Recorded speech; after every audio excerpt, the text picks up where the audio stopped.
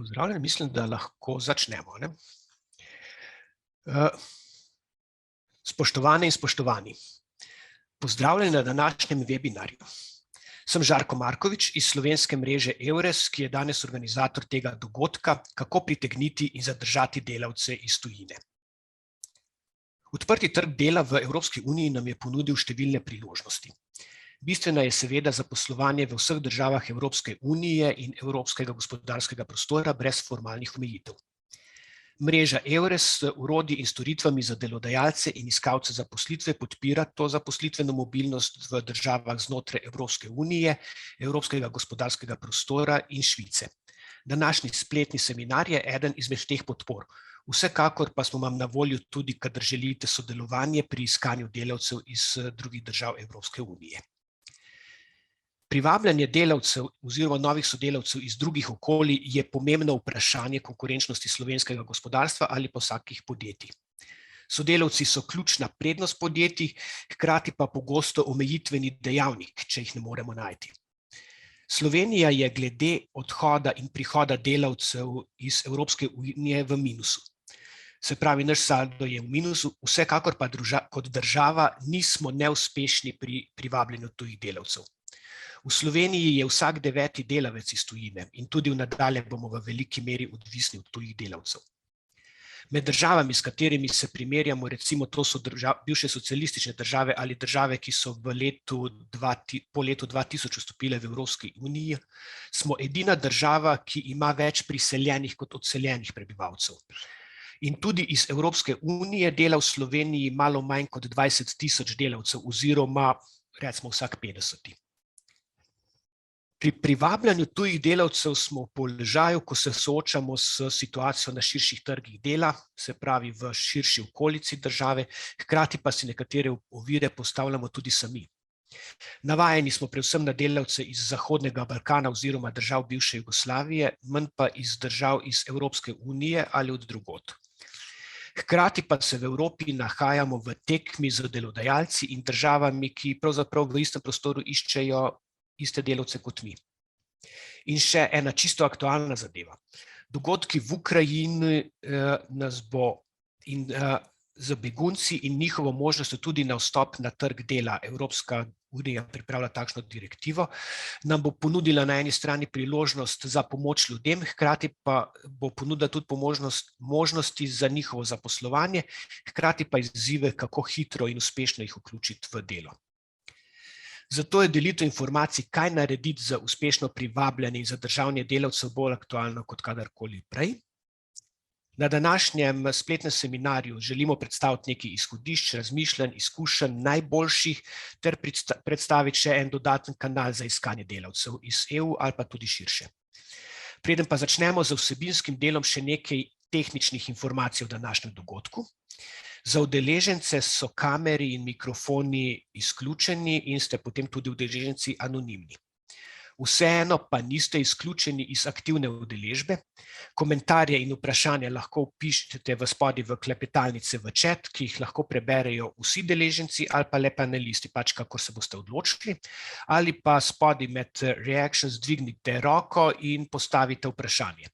V tistem primeru se vaša anonimnost konča in pa spletni seminar se snema in bo na možnost tudi na ogled kasneje na naših spletnih straneh. Kar nekaj ljudi me je že med povabilom vprašalo, če bo kasneje na razpolago, tako da izkušnje kažejo, da je tudi kasneje kar precej ogleda. Predvideni čas je 1:15 približno. Takole. Še to, današnji seminar je za udeležence brezplačen, izvedbo pa je omogočil projekt razvoj pospeševanja storitev transnacionalne mobilnosti delovne sile EURES, ki se financira strani Republike Slovenije in Evropskega socialnega sklada. Tako, zdaj sem jaz svoj del končal, čas je, da preidemo k vsebinskemu delu. Ker ne želimo biti kabutalski učitelj, ki je rekel, česar ne znam, bom pa druge učil, smo povabili k sodelovanju dame, ki to hudičev dobro znajo narediti. Svoje bogate izkušnje, znanje so nesebično pripravljene deliti z nami. In prva je Tina Kastelic iz družbe Kompetenca, Kot je bilo v vabilu že povedano, je strateška svetovalka z dolgoletnimi izkušnjami z področja razvoja kadrov, uvajanja kompetenc, kadrovskih sistemov, kot so kompetenčni modeli, oblikovanja in prenove organizacijske kulture, sistemi nagrajevanja, onboarding, sistemi mentorstva in podobno in razvoja kompetenc. In osrednjo temo, s katero bo pričela in je pravzaprav steber današnjega posveta, je, kaj lahko delodajalci storijo, da bi bili bolj atraktivni za mednarodno zaposlovanje. Tina, prosim, prevzami to. Evo, en lep pozdrav vsem skupaj. Zdaj bom pa jaz podelila še mojo prezentacijo z vami. Pa mi boste dali samo povratno informacijo, če se dobro vidimo. Vidite mojo prezentacijo? Odlično, hvala. Evo, superca. Mogoče še majčkeno uvoda. Jaz, tako kot je že gospod me napovedal, sodelujem predvsem z različnimi podjetji. Na eni strani zelo z visokotehnološkimi, recimo IT podjetji, ki iščejo specifičen, ponavadi nek programerski kader, in tudi s proizvodnimi podjetji, kjer iščemo pač mogoče nižje kvalificiran ali pa tudi kakšen zelo strokoven kader. Tako da jaz se z zaposlovanjem tujcev srečam v tem procesu, ko se podjetje odloči za nek tak proces, da se pripravi neko organizacijo, da se pogleda, kaj to pravzaprav za sabo potegne in da se poskuša ustvariti okolje, kjer je potem tudi ta integracija nekako dolgoročna. Se pravi, ne da samo nekoga privabimo, ampak da se da poudarek na obeh delih. Se pravi, da ga privabimo, pač socializiramo v našo organizacijo in tudi zadržimo na nek daljši časovni rok. Tako da jaz vas še enkrat lepo povabim, da sproti tudi postavljate vprašanja. Jaz vprašanja vidim, tako da vam bom lahko odgovorila na njih. Če jih bo pa slučajno toliko veliko, da ne bomo mogli vsega sproti, pa nekako tudi na koncu še zmeri čas, tako da bomo poskušali pokriti vse. Jaz se bom danes dotaknila 3 pomembnih tem. Začela bom majhen z blagovno znamko delodajalca, zaradi tega, ker prvo je, kako privabiti nekoga iz tujine, se pravi, zakaj je to sploh pomemben, kje so ključne sestavine. Imam tudi nekaj zelo zanimivih podatkov, ko sem prepričana, da vam bodo dali mogoče tudi majhen misliti oziroma vas bodo malo spodbudili, zato da mogoče začnete razmišljati v tej smeri, da naredite tudi še kakšen korak. Potem se bo zelo poglobljeno dotaknila procesa onboardinga oziroma organizacijske socializacije, zakaj je pomemben, kdaj se začne, kako to traja, ker ko se pogovarjamo o tujcih, se pravi, ko se dejansko preselijo oziroma pridejo k nam delati, je to so veliki koraki, to ljudje redki to naredijo nepremišljeno, večina pa v tem dobro pretehta, premisli, pogleda, kaj to za njih pomeni. Zdaj odvisno, včasih je prisotna selitev, včasih govorimo o pač nekih remote delovnih okoljih in je tam še toliko bolj pomembno, da osebo integriramo, tako da se bomo majhen tega dotaknili. V 3. delu pa pridemo do organizacijske kulture. Organizacijska kultura bo v bistvu ves čas predavanja z nami, ampak tam bomo majhen pogledali, se pravi, kaj je potrebno narediti, da pripravimo obstoječe delovno okolje, zato da sprejme neke tuje zaposlene, ker to ni povsem običajno za ljudi, kje so tiste ovire, izzivi, ki nas čakajo, in predvsem se pravi, kako tudi osebo, ki pride k nam, poleg tega onboardinga potem res uspešno vključiti v našo organizacijo. Tako da, zdaj jaz zmeri rečem, blagovna znamka delodajalca izhaja iz organizacijske kulture. Tako kot sem že na začetku rekla, je pač to nekako zelo lepo povezano skupaj. Kaj se nam zgodi, če mi samo kaj najpogosteje vidimo? Najpogosteje vidimo, da podjetje reče, ok, to je res ful pomembno. Dajmo mi malo pogledati, kaj delajo naša konkurenčna podjetja, pa potem malo pogledamo Facebook, pa Instagram, pa LinkedIn oziroma kjerkoli že podjetja komunicirajo in rečejo, to z jih nekaj, kar deluje, dajmo mi nekaj podobnega. Ampak v bistvu, kar je potem glavna past, v katero se pa potem ujamemo, je pa to, da če to niso stvari, ki so dejansko resnične, v kasnejši fazi pride do enega velikega razočaranja zaposlenih, ki pridejo do nas. In v bistvu tudi je to zelo potraten proces. Se pravi, mi privabimo nekoga, ga razočaramo, izgubimo njegovo zaupanje, oseba odide iz naše organizacije, se pravi, mi smo vložili zelo veliko časa v nek proces selekcije, v proces onboardinga, mogoče celo mentorstva in potem oseba gre. To definitivno ni naš cilj in namen. Zaradi tega jaz zmeraj rečem, pogledamo v podjetju, katere so realno tiste neke naše prednosti. Vsako podjetje ima ene ene prednosti. So pa te stvari različne, a ne? In v nekaterih stvarih smo podobni naši konkurenci, na katerih se popolnoma razlikujemo. Tako da pač ni kar vse tako enostavno. In jaz mi rečem, blagovna znamka delodajalca je tako kot darilo. Darilo mora biti nekako neko lepo, nekaj vredno, osebi mora nekaj pomeniti, pa seveda pride ta element, ko damo mašnico na vrh in ko pač res tudi osebo pritegnemo, jo privabimo, ampak zapomnite si, zelo, zelo je pomemben, da mi vemo, kaj bomo komunicirali in da tudi je to nekaj realnega. Ker v nasprotnem primeru ne samo, da razočaramo ljudi, ki jih privabimo okolje, ampak tudi obstoječe zaposlene. Jaz sem zelo velikokrat videla, da se obstoječi zaposleni počutijo kot malo izkoriščeni. Zdaj pa vi nas izkoriščate za to, da drugim poveste, ko je fajn, pa sploh v resnici ni tako, a ne? In v bistvu se počutijo malo tako prizadete, oškodovane in v bistvu to negativno vpliva potem na celotne naše zaposlene. Tako da tukaj treba biti zelo takten, premišljen in pa seveda tudi malo v stiku z neko realnostjo, ne? Ne pomeni, da ne moramo potem malo stvari ulepšati, tukaj pride ta proces marketinga, ampak naloga HR-a pa tukaj je, da znajo izluščati tiste ključne neke vrednote, pa prepozna neke sestavine, ki pa so resnično v naši organizaciji prisotne. Prej sem rekla, da vam bom postregla s par informacijami, ki sem jih našla in ki definitivno mislim, da vsako podjetje lahko spodbudijo oziroma vsaj dajo razmisliti, da to je res nekaj, kar je pomembno, a ne? Se pravi, 95% kandidatov se identificira ugled podjetja kot ključnega pri potem raziskovanju kariernih možnosti pa poti. Se pravi, zdaj tako, pri tujih zaposlenih je to še malo bolj pomembno, ker nimamo toliko stika z realnimi zaposlenimi. Se pravi, nimamo enega prijatelja ali pa žene od prijatelja ali pa ne vem koga vsega prijatelja, soseda, ki bi dejansko delal v nekem podjetju. Se pravi, je informacije vseeno malo težje dobiti in je ta employer branding oziroma blagovna znamka delodajalca še toliko bolj pomembna.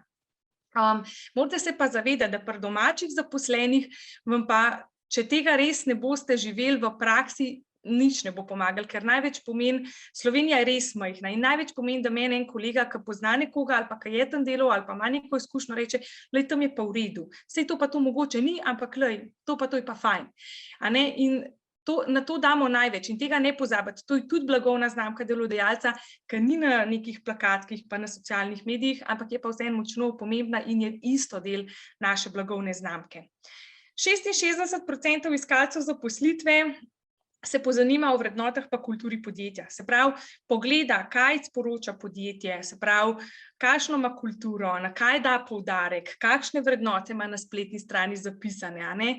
In čeprav se mogoče določenim podjetjem zdi to dokaj samoumevno, a ne, jaz še vedno velikokrat v podjetjih vidim, da imamo ključne vrednote oziroma samo 3 vrednote in vse 3 so vezane na produktivnost, a ne. Tako da tukaj vrednote morajo biti malo širše kot samo to, da smo mi ekstra produktivni in pač natančni in brez napak, ampak je tukaj tudi še kaj drugega, a ne. Se pravi, to je pač sigurno en zelo pomemben del, se pravi ta kvaliteta, produktivnost, ampak mogoče ali je še kaj drugega, so mogoče medsebojni odnosi, mogoče povezanost, timski duh, možnost nekega razvoja, napredovanja, stremenje k nekim inovativnosti. Se pravi, da se take stvari tudi vključi, tako da tisti, ki se mogoče v tem še niste toliko razmišljali, začnite mogoče pri teh vrednotah, ker to je temelj, tako za notranje kot za zunanje, za komuniciranje, a ne? Potem imamo naprej. 69% kandidatov bi zavrnili ponudbo podjetja, ki ima slab ugled, čeprav so nezaposleni. Se pravi, meni se zdi to kar alarmantno, a ne, se pravi, da tudi nekdo, ki nima zaposlitve, ne bi šel mogoče v organizacijo, ki slovi, da slabo dela z svojimi zaposlenimi oziroma ima nek slab ugled na trgu, ne vem. Zdaj tudi tako, kaj ta blagovna znamka delodajalca pomeni, a ne. A veste, nekomu bo zelo veliko pomenilo, da bo imel delodajalec ugled, da ima ful visoke plače. Nekomu bo ful veliko pomenilo, da je res družini ful prijazno podjetje, ker ima majhne otroke. Nekomu ful pomenilo, da je ful dober work-life balance. Nekomu bo ful veliko nekaj tretjega pomenilo. In to je ta ugled, na katerega mi gremo. Se pravi, ta dober slab, a ne, gre predvsem tukaj iz tega tudi, kar je meni pomembno, a ne, in nagovarjali bomo tudi ljudi, ki pašejo v našo organizacijo, ne, kar smo rekli, ta kultura. Zdaj, Zavedati se pa morate, da podjetja, ki ne vlagajo svojo blagovno znamko in imajo mogoče ne slab, ampak slabši ali pa neprepoznavno blagovno znamko, morajo za kadre, ki jih je težje pridobiti, ponuditi vsaj 10% višjo plačo, da so lahko konkurenčni podjetjem, ki imajo boljši renome, boljšo blagovno znamko, boljši ugled. 40% pasivnih iskalcev zaposlitve, to pomeni, to so tisti, ki mogoče bi zamenjali, ampak ne iščejo pa aktivno, ampak če pa pride neka ful dobra prava priložnost, jo pa vseeno sprejmejo, bi sprejeli novo pozicijo tudi brez povečanja plače, če je res delodajalec dober in slovi in ima res zelo dober ugled. Zdaj 23%, tukaj starostna skupina od 18 do 34 let, bi sprejeli službo slabšo plačo, če ima podjetje dobro blagovno znamko. Se pravi, ker so mogoče jim tudi na začetku kariere pomembne res ta napredovanje, da dobijo ful širok nabor znanja, veščin, kompetenc, da potem je to neka odskočna deska za naprej. Pa samo 49% zaposlenih, se pravi, slaba polovica bi priporočila svoje podjetje naprej. Se pravi, prijatelju rekla, glej, ta podjetje pa v redu, ti priporočam, da se zaposliš tukaj. Tako da to so vse razlogi, če se s tem še ne ukvarjate, da je mogoče fajn razmišljati v tej smeri, da to so neki trendi, da to je pomembno. In sploh, ko govorimo o tujih zaposlenih, je res blazno pomembno, da smo v trendu s časom, da smo prisotni na spletu, da je možno dobiti od nas neke informacije, da damo nek vtis, kdo mi smo, kakšnimi podjetje smo, kaj cenimo, kaj nam je pomembno in da nekako se lahko zaposleni pri tem seveda poistovetijo. Zdaj, jaz ne bom šla ful v globino, ker imamo danes tudi res ful malo časa, ampak vseeno pa mogoče majhen bom nakazala, kako lahko s temi stvarmi začnete, kaj je res pomembno in kaj lahko naredite kot mogoče neke prve korake, oziroma tudi, če to že delate, mogoče je to nekaj, kar lahko vedno znova prevetriš. To je vedno proces, ki je v teku, ni nekaj, kar narediš, potem pa je to za cel življenje enako. Ampak je v bistvu to stvar, ki se jo moramo redno spraševati, mogoče vsaj na letni bazi. Se pravi, da poiščemo odgovore, zakaj sem napisala, poiščemo odgovore, ker na to morajo drugi odgovoriti, na to ne odgovarjamo mi, se pravi, se ne usede ta direktor pa kadrovska služba pa rečete, zakaj, se pravi, kako bi mi upisali podjetje našemu prijatelju. Ampak ne, to vprašamo naše zaposlene, ni treba, da zdaj, če ste veliko podjetje vse, ampak mogoče nek reprezentativen vzorec, ampak se pravi, kaj bi oni rekli prijateljev v nekem našem podjetju. Se pravi, lahko tudi to naredite anonimno, zato ker se morate zavedati, da če to res ni malo podjetje, ki se vsi poznamo, ne bomo dobili iskrenih odgovorov in potem to ni pravi odgovor. Se pravi, zelo pomemben je tudi v tem procesu selekcije, se pravi, ko boste dobili neke prijave, kaj je nekoga pritegnilo, kje je izvedel za nas, zakaj se je prijavil, se pravi, kaj je bila tista stvar, ki je nekdo rekel, wow, to mi pa zanimivo, tukaj se bom pa prijavil, pripravljen sem vložiti nekaj časa za to, da izpolnim prijavo in da kandidiram za to delovno mesto. Se pravi, kaj je tisto in stvari, ki pritegnejo, tiste stvari ohranimo, stvari, ki pa mi mislimo, da so fajne, pa vidimo iz feedbacka drugih ljudi, da jih ne pritegnejo, tiste stvari pa potem opustimo in seveda pol testiramo te stvari. Se pravi, zdaj tako, ko daste ponudbe, v zadnjem času se pogosto zgodi, da pridejo ljudje do zadnjega kroga, mi jim damo ponudbo in potem oni rečejo, ne, premislil sem si, sorry, ne bom zdaj sprejel ponudbe. Se pravi, zakaj nekdo ni sprejel ponudbe? Kaj je bilo tisto jeziček na tehtnici, ki je rekel, pride do konca selekcijskega postopka, pa reče, ne, nisem pripravljen priti v vaše podjetje. Kaj je tisto? Je bila to plača ali smo mi kaj narobe komunicirali, ali nekaj nismo ponudili, ali je kaj tretjega, se pravi, da smo radovedni tukaj. Ali pa zakaj nekdo sprejel ponudbo, to sta oba pomembna, se pravi, in na tem gradimo pol.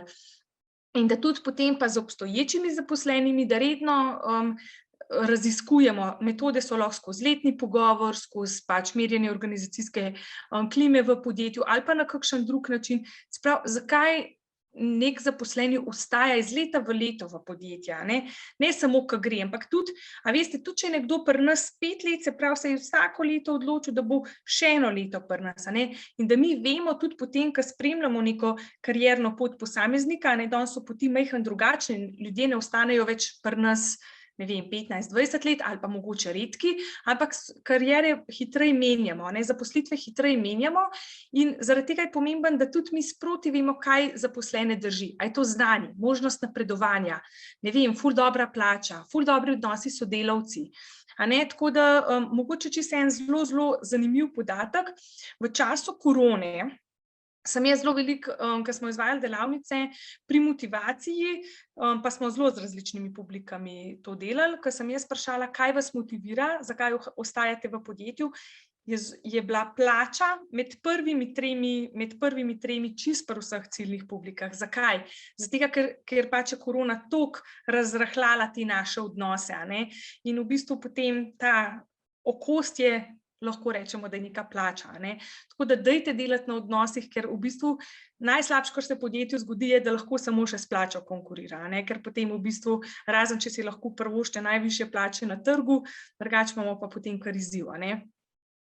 In zadnja, najbolj pomembna stvar, ki sem jo že v uvodu nagovorila, a podjetje govori to, kar dela. Se pravi, ali smo skladni, ali ljudje čutijo, da se jim dogaja krivica, pa da mi govorimo nekaj, kar ni res, ali čutijo, da pač to, kar govorimo, tudi v bistvu delamo. Se pravi, smo skladni sami sabo. In v bistvu to je neka jasna analiza, ko dobimo mi odgovora na ta vprašanja, mi lahko začnemo sploh graditi, ker vemo, kaj sploh so tiste stvari, s katerimi operiramo, tiste stvari, ki imajo, tiste stvari, ki dejansko pri nas pritegnejo, tiste stvari, kjer imamo glavno ujemanje med neko našo organizacijo in pač med posamezniki, ki so pri nas del te organizacije. In potem naslednja stvar, ki si pa more vodstvo, pa kadrovska, oziroma kdor je to vključen, odgovoriti, je pa usklajevanje nekih pričakovanj, da smo tukaj res, tukaj pa ni tega marketinškega elementa, ampak je ta pač brutalna iskrenost, se pravi, kaj pri nas posameznik lahko pričakuje, kaj mu sploh lahko ponudimo, da smo tukaj zelo realni in da vidimo, kaj mu lahko ponudimo. In tudi potem drugo vprašanje, ker ni samo branding, ampak so tudi pričakovanja podjetja, kaj naše podjetje pričakuje od posameznika. Ne vem, imamo podjetja, ki delajo ljudje res samo 8 ur, imamo pa podjetja, ki so pač, ki vejo, da pričakujejo, da so posamezniki zelo veliko časa dosegljivi, ki je slabši work-life balance, ki pričakujemo res ful ambiciozne, ful angažirane posameznike. Se pravi, kaj pa mi iščemo, in da smo tukaj iskreni, ker če tukaj ne bo te povezave, tega meča, potem v bistvu to je prvi korak, ki začne posameznik izgubljati neko motivacijo za to, da ostane pri nas. In potem iz tega ven začnete graditi strategijo in neko komunikacijo z drugimi. Iz tega ven pride potem ta marketinška in ostala sporočila, ki jih komuniciramo. In zelo je pomemben, da mi vemo, kje je naša ciljna publika. Se pravi, ne vem, ali so to bolj, ne vem, izobraženi, bolj ljudje, ki so večinoma gibljajo, ne vem, na nekem LinkedInu, pa tam več komuniciramo, oziroma ali tam komuniciramo s kakšno drugo publiko, ali so naši zaposleni kje druge, pa pač prilagodimo komunikacijo. Tako da tukaj to je zelo široko, zelo kompleksno področje, ampak mogoče jih toliko, da majhen lahko konkretno začnete z nečim, pa potem iz tega ven črpate. Potem pride do tega momenta, ko smo mi recimo že nekoga privabili, se pravi, smo ga ali kontaktirali, pa se je odzval, ali smo dali oglas, pa se je prijavil na naš oglas, se pravi, obstaja že neka interakcija med nami in pač začnemo pol govoriti tudi nekako, ko pride posameznik do tega, da bo pač v našem podjetju, v nekem onboardingu oziroma organizacijski socializaciji, če uporabimo ta slovenski izraz. Se pravi, to je neka integracija novo zaposlenega ali pa včasih tudi samo premeščenega sodelavca v neko delovno okolje. Se pravi, in tukaj je res pomemben, da je ta proces, da se zavedamo, da je eden od najbolj stresnih dejavnikov v našem življenju pravzaprav menjava službe. Zdaj, če vzamemo v kontekst, da govorimo o tujih zaposlenih, zdaj pri katerih je mogoče v igri še neka selitev, to so velike odločitve. In to je za posameznike zelo, zelo stresno. In takrat mogoče ta miselnost, kaj mi kot organizacija lahko naredimo, da posamezniku malo olajšamo ta proces, da je njemu malo skozi ta stresen proces, tudi če gremo na boljši, je težko, da mu bo lažje, da se bo lažje integriral, da bo lažje del naše zgodbe. In v bistvu tukaj pol pridemo do tega vprašanja, zakaj bi to sploh delala. Zdaj človek se odloči, pride do nas, zaradi tega, ker pri tem posamezniku zelo močno dvignemo zadovoljstvo. Se pravi, mi tudi točno vemo, da če so zaposleni zadovoljni, če se čutijo neko pripadnost, potem pridemo do tega drugega razloga. Smo tudi bolj produktivni, bolj delamo, več damo od sebe. Oboje stransko zadovoljstvo je prisotno. In to potem pripelje tudi do večje pripadnosti podjetju. Se pravi, če jaz vidim, da meni neko podjetje pomaga, me suportira, me sprejme, se počutim nekako sprejeto, bom tudi bolj pripada temu podjetju. Tudi, ko bo mogoče prišlo neka prva ta faza, kakšnega nezadovoljstva, pa kakšen konflikt, bom vseeno videla tudi neke druge stvari, ki so prisotne in bo bolj del tega podjetja. Ta četrti sem že govorila, da zmanjšamo stres. Zavedajte se, da tudi, in to je enako tudi pri domačih zaposlenih, da ne bo ste rekla, ok, pri domačih to ni toliko stresno. Malo manj je, ampak še zmeri zelo. Menjava službe je zelo, zelo stresna. Prihajaš v novo okolje. Želiš se dokazati, ne veš, a imaš vse kompetence, ki jih rabiš, a jih nimaš, ne veš, kam prihajaš, kako točno bo. In v bistvu to ljudi spravi v neko tako prijetno situacijo in se želimo pač nekako dokazati. Tako da je ful pomembno, da pač tukaj skozi ta proces postavimo stvari tako, da se ta stres čim bolj odvzame oziroma zmanjša. In pa tudi dober onboarding je prvi korak k temu, da posameznik dalj časa ostane del naše organizacije. Se pravi, da ne odneha, da ne obupa, včasih ljudje to obupajo, pridejo, pa nekako na hitrco probajo, mine 6 tednov pa obupajo. Tako da tudi tega se kar nekaj dogaja. Sploh pri delovnih sili, pri zaposlenih, ki dobijo zelo velike priložnosti. Morate se tudi zavedati, da določeni profili, pa ne govorim samo o IT profilih, veliko je tudi takih proizvodnih profilov, pa to ni zdaj samo posledica korone, ampak je to že nekaj časa, da imamo kar nekaj deficitarnih poklicev, zelo lahko dobijo novo službo. In smo podjetja velikokrat v situaciji, ki v bistvu so se pogajalske moči malo obrne, ki skoraj da ne vzamemo vsakega, ki je približno ustrezen in niti nimamo včasih več te možnosti izbiranja med kadrama. Tako da, če imate kakšno vprašanje, jaz vas še enkrat lepo povabim, v chatu lahko sproti postavljate, pa bom tudi odgovorila na njih. To vse so razlogi, zakaj se s tem onboardingom pravzaprav ukvarjamo. Opa, zdaj smo pa malo prehiteli. Kje sem zdaj? Samečkan, takole, zdaj pa bo. Se pravi, in morate se vi zavedati, sploh, kadar govorimo o domačih in sploh v tujih, koraki onboardinga se začnejo že veliko prej, kot prvi dan posameznikove zaposlitve. Mi ustvarjamo vtis in dajemo vedeti, kakšni smo kot podjetje, že v selekcijskem postopku. Kako to kažemo? Se pravi, a mi odgovarjamo na sporočila drugih, a ne odgovarjamo? A smo odzivni, a nismo odzivni? Ali dajemo neke informacije, smo dostopni, smo prijazni, kažemo nek ta človeški vidik, ali nismo taki? In to je vse kultura podjetja, ki mi skozi neka vedenja, tudi v selekcijskem postopku, pokažemo, na kakšen način, kaj lahko od nas pričakujejo potem tudi, ko so posamezniki pri nas že del selekcijskega postopka. Tako da zapomnite si, fajn je ta selekcijski postopek tudi več delov razdeliti, zato ker v prvem selekcijskem razgovoru zajamete največji krog ljudi. In te ljudje, kateri med njimi sploh ne bo del naše zgodbe, del našega podjetja, bo imel pa vseeno izkušnjo z nami. In to je zelo, zelo pomembna izkušnja. Se pravi, če mi se tega zavedamo, lahko tudi prvi razgovor temu malo prilagodimo. Zato so prvi razgovori včasih lahko tudi malo krajši, malo več je te blagovne znamke delodajalca, malo bolj se lahko predstavimo, malo več je lahko tega elementa, ki posameznike skušamo motivirati, da ostanejo v selekcijskem postopku, ki jih skušamo ustvariti nek dober vtis in tudi, če pač z njimi ne pridemo skupaj, oni imajo neko izkušnjo, oni so drugače kul podjetja, oni so drugače fajn podjetje, dobro sem se počutil pri njih. In potem seveda pride drugi razgovor, ki je bolj zahteven, ko preverimo vse strokovne kompetence, preverimo, ne vem, ki psihološko testiramo, pa preverimo neke osebnostne stvari, pa kako se ujame organizacijo. Ampak tukaj je že manjši nabor pač teh kandidatov. In da je ta komunikacija sprotna, tekoča. Še zmeraj pri podjetjih pogosto opažam, da je premalo tega žurnega odpisovanja, da je premalo nekih zahval ljudem, ne vem, če naredijo kakšno strokovno nalogo.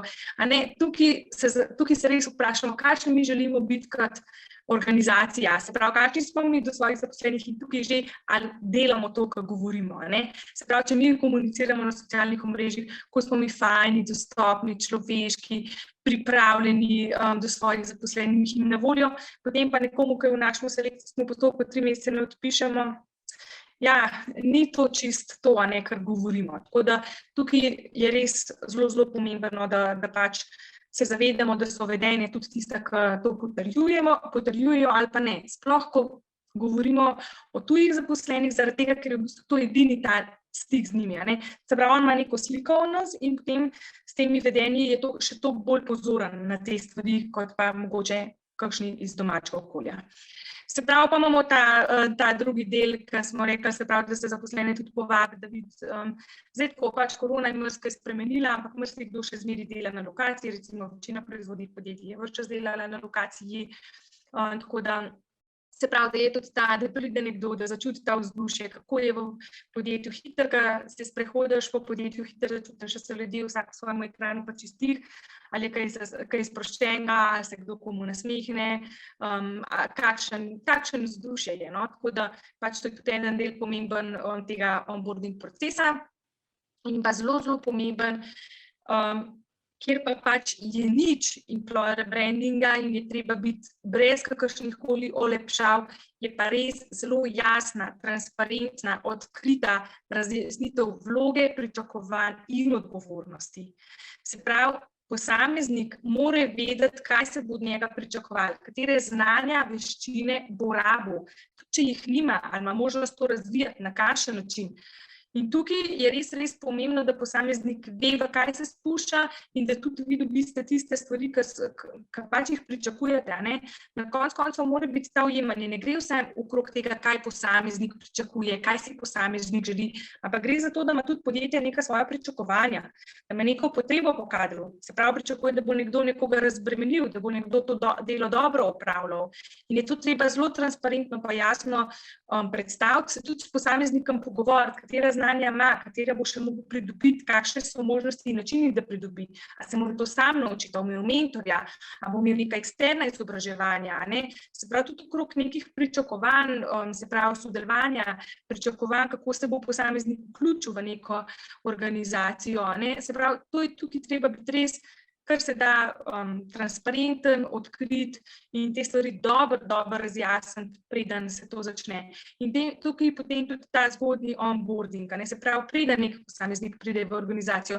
In zdaj pa tujih zaposlenih je tukaj to predvsem ta dela, se pravi, če je to mogoče prisotna neka selitev, da se uredi, pa da se neke stvari pomaga urediti, ali pa da smo v kontaktu z njimi, ne vem, kako pa kakšna je ta zadeva. Se pravi, to je tukaj ta komunikacija, ki poteka in ki je pri tujih zaposlenih kar nekaj, preden pridejo v neko naše okolje in pridejo prvi dan na delo. Nihče ne preleti, pride v službo, pa ti potem rihta stvari. Ampak ponavadi stvari mogoče malo dalj časa tudi trajajo, podjetja imajo različne prakse, ena so zelo vključena, eni podjetja zelo pustijo posameznike, da se sami znajdejo, tako da, ampak zapomnite si, to je skladno s kulturo, ki bodo oni že videli, kakšna je vaša kultura, kakšni vi kot nekako podjetje ste in potem pride prvi dan novega zaposlenega.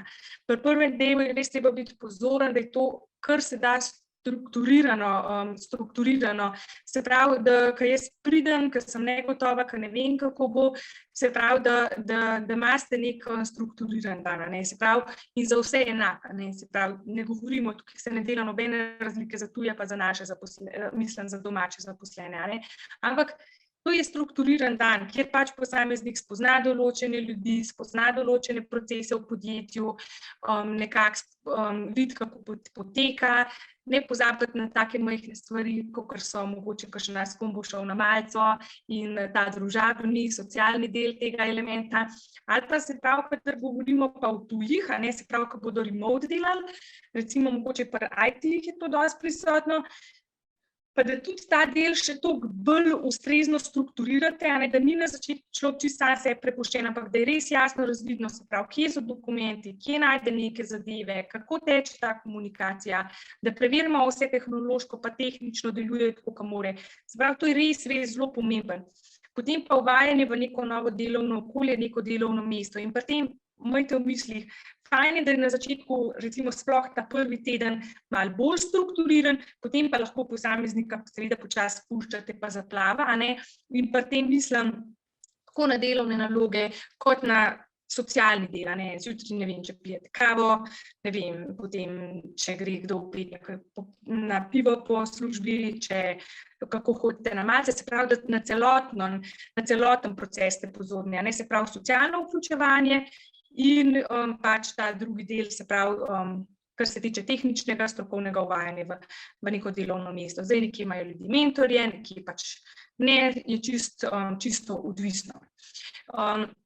Zdaj smo tukaj za vas tudi telegrafke, se pravi, ko so posamezniki vprašali, kdaj mislijo, da se pač onboarding začne, vidite tukaj, oziroma kdaj oni začnejo, to je bilo za kadrovske službe, vidite, da še zmeri relativno redki začnejo res zgodja. Ponavadi se začnejo z onboardingom šele prvi delovni dan.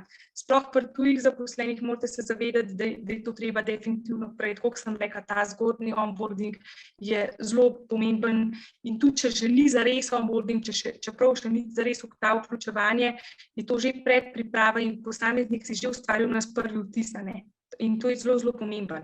Se pravi, 20% to dela med selekcijskim postopkom, 19% po selekciji, se pravi, ko je posameznik že izbran in med prvim tem, to je ta zgodnji onboarding, o katerem sem govorila, 17% med sprejemom v pisarno, ponavadi je to, se pravi, ta prvi delovni dan, ko oseba pride na delovno mesto, ali pa 13% med prvimi tedni zaposlitve, šele takrat. Se pravi, fajn je, da imate v mislih, pri tujih zaposlenih je to začetek še bistveno bolj pomemben in potem ta ustrezna integracija. Če vas od onboardinga zdaj počasi se tej temi bližamo v koncu, tako da me lahko kar tudi postavite kakšno vprašanje.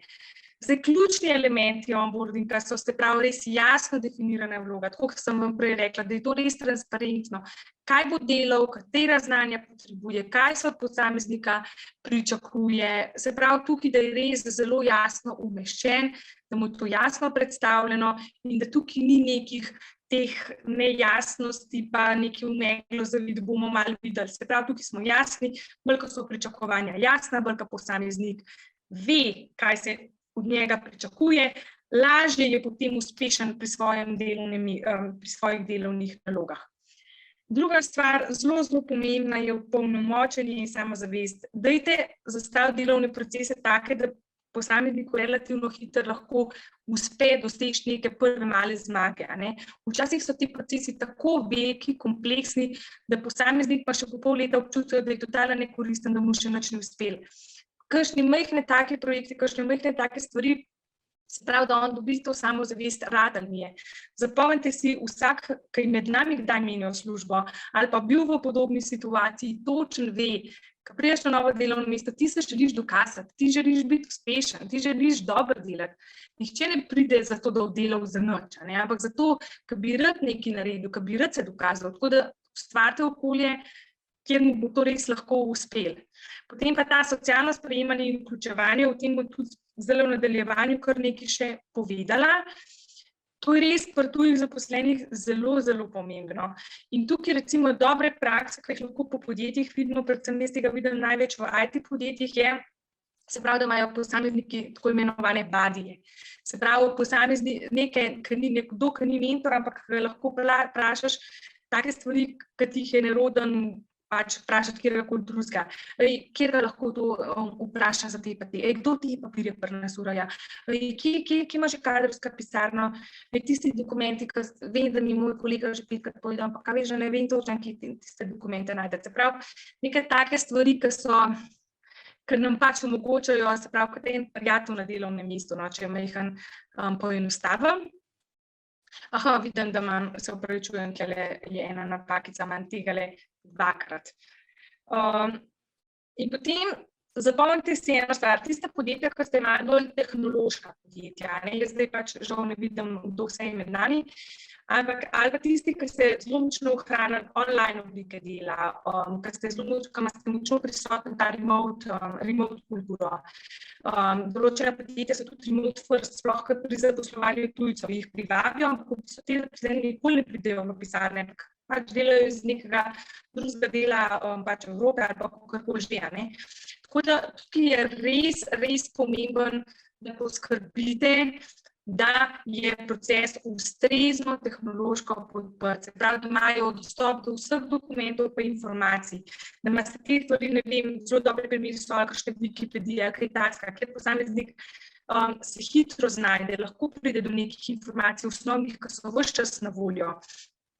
Se pravi, da se tudi še to bolje pomembno pri teh kulturah, da se res spremlja in dosega cilja. Se pravi, kje smo, povratna informacija, ker morate se zavedati, da posameznik je v bistvu bolj kot ne prepuščen sam sebi. Ti, če imaš nekoga v pisarni, ga vidiš, mu pomagaš, je ta hitra komunikacija, sprotna komunikacija. Pri delu na daljavo je treba se zelo močno potruditi, ker vsako interakcijo je treba ustvariti. Ne zgodijo se spontano, ampak je treba dvigniti telefon pa poklicati, je treba sklicati sestanek pa komunicirati. Pač bistveno več napora je treba vložiti, zato da ti procesi res dobro tečejo in zato, da se posameznik res počuti, da je del naše ekipe. Tako da, in da poskrbite, da ima res posameznik vso potrebno znanje v vseh programih, aplikacijah, ki jih pač uporabljate, da ima vso potrebno opremo, ki jo potrebuje za to. Ker to so take osnove, jaz bom tako rekla, pri določenih je to še vedno se izkazuje kot nek pač problem, ker prihaja do šuma v komunikaciji zaradi tega, ker smo mogoče eno majhno stvar spregledali, pa posameznik bi imel neroden na začetku, pa ne upam mogoče tudi vsega vprašati. Tako da tukaj res ta komunikacija še 5krat bolj pomembna, kot pa, če imamo res nekoga, ki tukaj sedi pri nas, ampak je recimo mogoče tudi ostane v tujini, sploh ni v našem delovnem okolju. Zdaj pa pridemo do zadnje te teme. In sicer ves ta čas, vsa ta blagovna znamka, onboarding, sta samo majhne koščka v sestavljanki organizacijske kulture.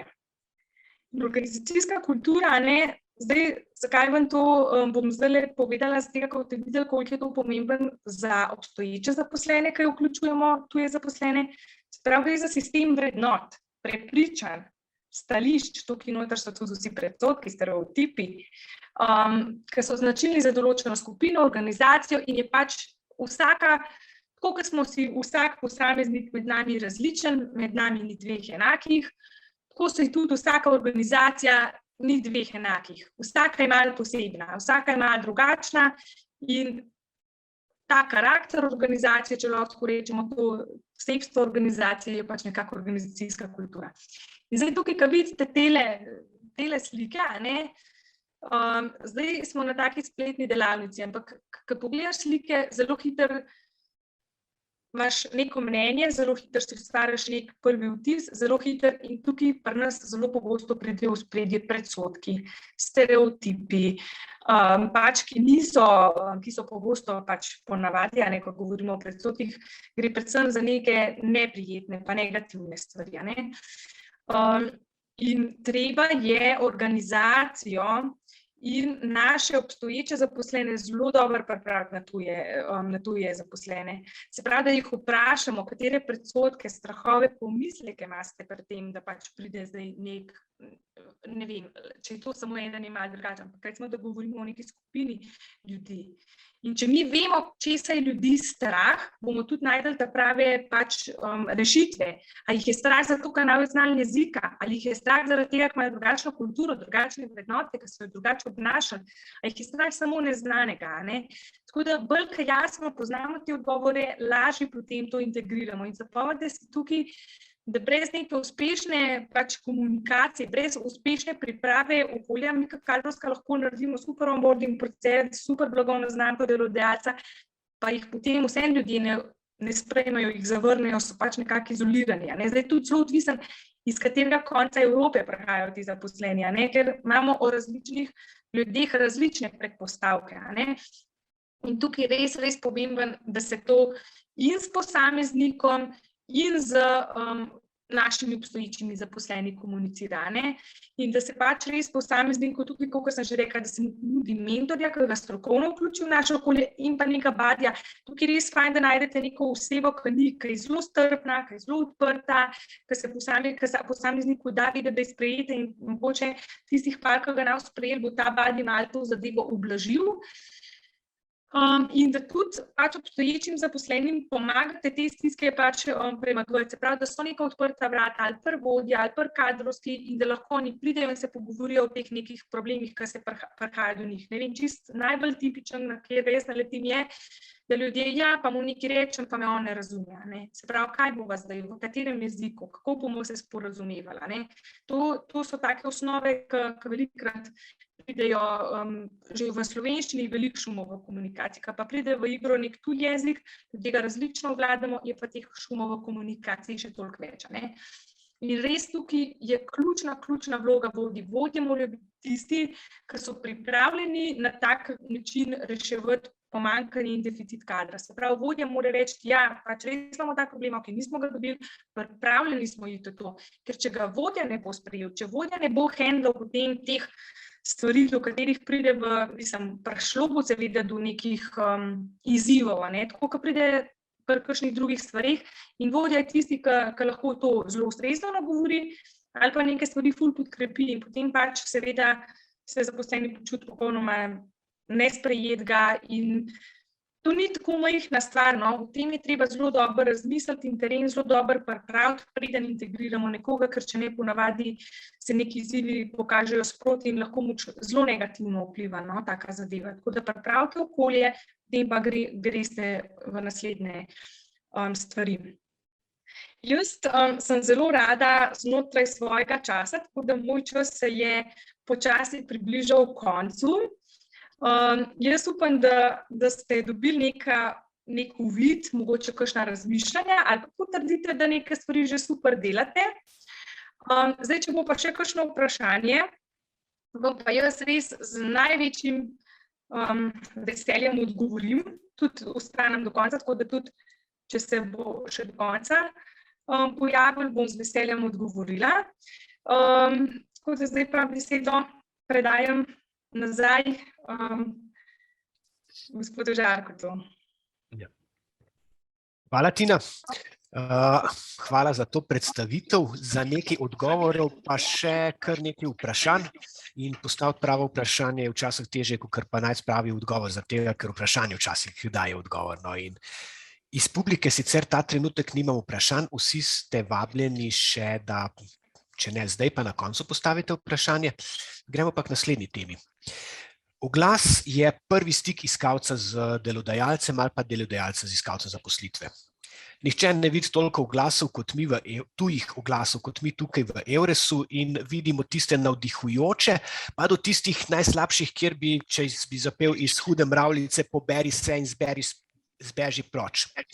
Naslednja naša gostja je Katarina Kavčič. Svetuje iskalcem zaposlitve in delodajalcem v zaposlovanju znotraj Evrope. Sodeluje tudi v mednarodnih rekrutacijskih projektih in je nosilka številnih partnerskih sodelovanj z državami v EU. Aktivno pa sodeluje tudi pri uvajanju spletnih orodij za omogočanje samostojnega povezovanja delodajalcev z iskalcev, je mednarodna trenerka za evrosvetovalca, torej prava oseba, da predstavi dobre in slabe izkušnje, kako se oglaševanja lotevajo drugi, kaj je pomembno iskalcem. Katarina, prosim. Žare, hvala za uvod. Bom jaz takoj kar podelila z vami svojo prezentacijo. Bi samo prosila za povratno informacijo, če je vse ok. Štima. Dobro, hvala.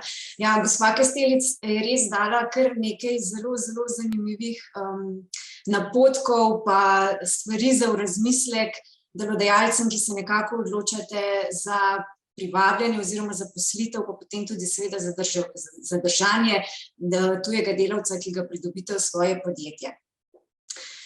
Jaz bom pa začela mogoče s nekimi napotki glede mednarodnega oglasa. Sodelavci EURES Slovenija sodelujemo tako z domačimi delodajalci, ki iščejo kader iz Evropske unije, kot tudi s tujimi, ki jih nekako zanima kader tudi iz Slovenije. Zdaj nekako po naših izkušnjah je dobro pripravljen in premišljen oglas vsekakor poveča možnosti, da privabite dobre pa ustrezne kandidate, pa hkrati tudi naredite promocijo svoje blagovne znamke oziroma blagovne znamke podjetja. Zaznali smo v bistvu tudi nekako večji interes iskalcev zaposlitve za tiste oglase, kjer delodajalci ponujate nekaj več. Torej nekaj, po čemer izstopate od drugih delodajalcev. Na podlagi izkušenj sodelovanja s slovenskimi pa tudi tujimi delodajalci smo naredili nabor nekih načel, napotkov, s katerimi boste dejansko lahko ponudili tisto nekaj več.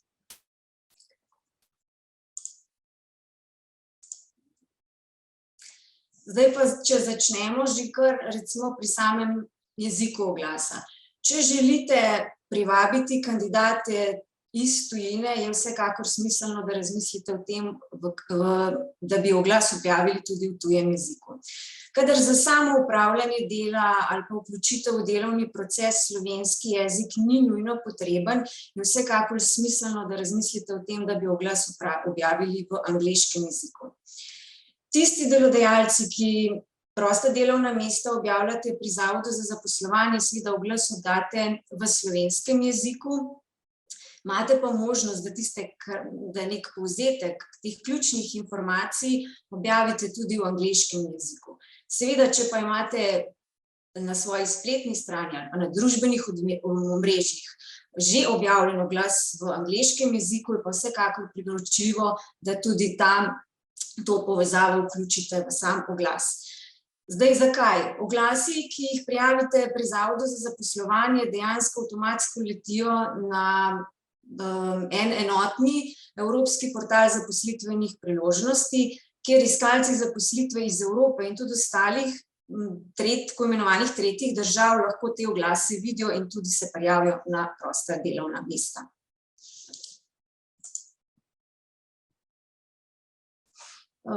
Sama predstavitev podjetja. Podjetje, ki je v Sloveniji zelo dobro poznano, običajno v tujini ni tako dobro poznano, pa tako kot je gospa Kastelic že prej omenila, tuji iskalci nimajo kakšnega znanca ali znotraj svoje mreže, ki bi ga lahko vprašali o tem, kakšno je podjetje, kaj se tam dogaja. Tako da je priporočljivo, da na kratko napišete, s katero dejavnostjo se ukvarjate, na kaj ste v podjetju ponosni.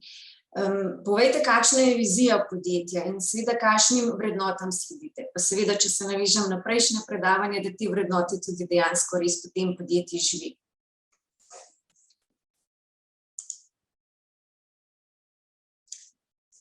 Pogosto pri oglasih opazimo, da so zelo skopi pri opisu del in nalog. Torej, dejansko iskalec zaposlitve, bodi si iz Slovenije ali pa iz tujine, zelo težko ve, kaj dejansko vi od njega pričakujete.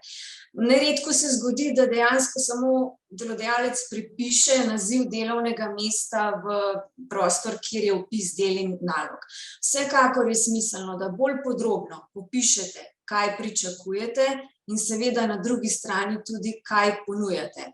Tako boste k prijavi dejansko privabili tiste prave kandidate, ker bodo vedeli, kaj pričakujete od njih. Vsekakor tudi, če obstaja, zdaj v zadnjem času smo opazili, ne samo na IT področju, ampak tudi na drugih področjih, da se predvsem tudi iz tujine zelo veliko ponuja delo na daljavo. Če je v podjetju to možno, če je delovno mesto tako, da se lahko dela tudi na daljavo, vsekakor to omenite tudi v samem oglasu. Super je tudi, če imate mogoče kakšne dodatne ugodnosti za zaposlene, da jih tudi opišete v sam oglas. Zdaj, kaj je mišljeno oziroma neke prakse iz tujine. Naprimer, vključitev v dodatno zavarovanje. Tako imenovani relocation package, torej nek paket za preselitev v tujino. Vključitev v jezikovni tečaj. Zdaj, če imate v podjetju že zelo odličen proces onboardinga, zakaj se ne bi s tem pohvalili?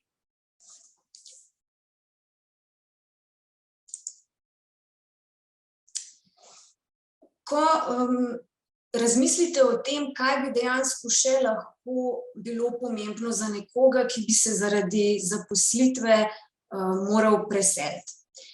Je to, ne vem, mu lahko ponudite nastanitev, ste mu pripravljeni pomagati pri iskanju nastanitve ali pa pri administrativnih postopkih, ki znajo biti kar kompleksni, bi mogoče to, kar je gospa Kastelic prej omenila, buddy. Je nekdo v podjetju recimo zaposlen, ki že govori jezik te osebe, ki bo prišel v podjetje, pa bi mogoče res dejansko lahko pomagal tudi delno pri vključitvi v delo in pa dolgoročno tudi v samo družbo.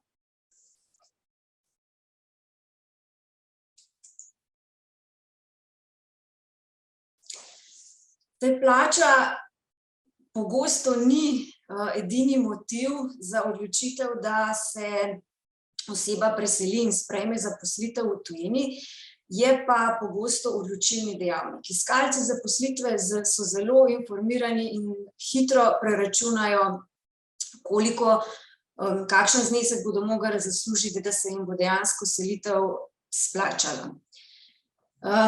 Eden izmed glavnih načel, kateri sledi EURES mreža, je tako imenovana pravična mobilnost.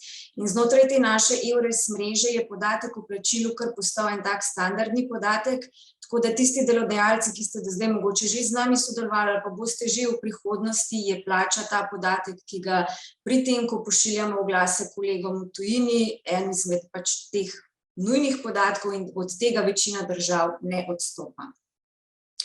Priporočamo, da v oglas, ne vem, napišete saj neko okvirno plačo, ki jo ponujate, ali pa razpon od do.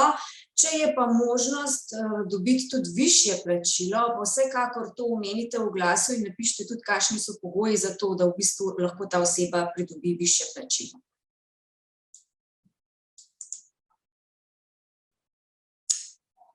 Na koncu bi mogoče še omenila to, da dajte kandidatom čas za prijavo. Opažamo, da so nekateri oglasi res zelo kratki, v Sloveniji vem, da je ta najkrajši čas 3 dni. Zdaj v 3 dneh verjetno noben kandidat iz tujine ne bo opazil še domači, ga bodo zelo težko opazili.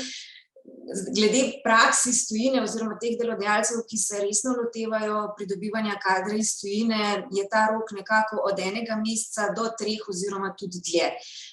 Priporočamo, da date na sam oglas mogoče res najmanj 30 dni roka za prijavo, zato da bodo kandidati res imeli dovolj časa pogledati podjetje, pripraviti dokumentacijo prijavno v ustreznem jeziku in v bistvu tudi poslati.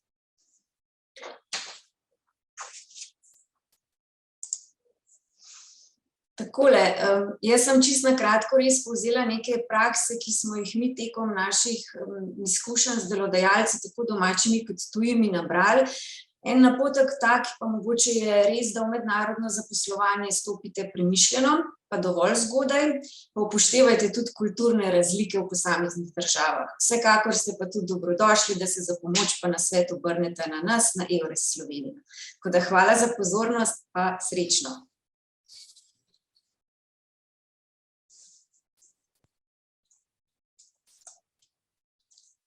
Je bilo mogoče kakšno vprašanje? Hvala, Katarina. Ne vidim nobenega vprašanja, pustimo za kasneje. In pa gremo dalje. Zmeraj vprašanje, kako to počnejo najboljši. Po olimpijskih igrah smo bili navdušeni nad našimi tekmovalci, pa njihovimi trenerji, ampak za naše vsakdanje življenje to ni ravno zelo pomembno ali odločujoče. Bolj pomembno je, kaj počnejo naše vodje, naši trenerji v naših podjetjih. Iz ene takih zmagovalnih ekip se nam bo predstavila Lucija Bezjak.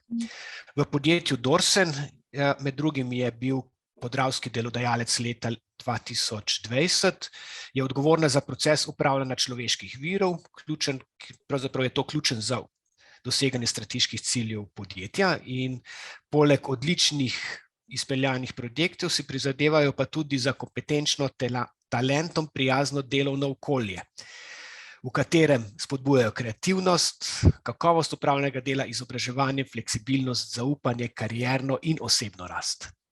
Lucija, prosim. Najlepša hvala za besedo. Lep pozdrav vsem skupaj tudi z moje strani.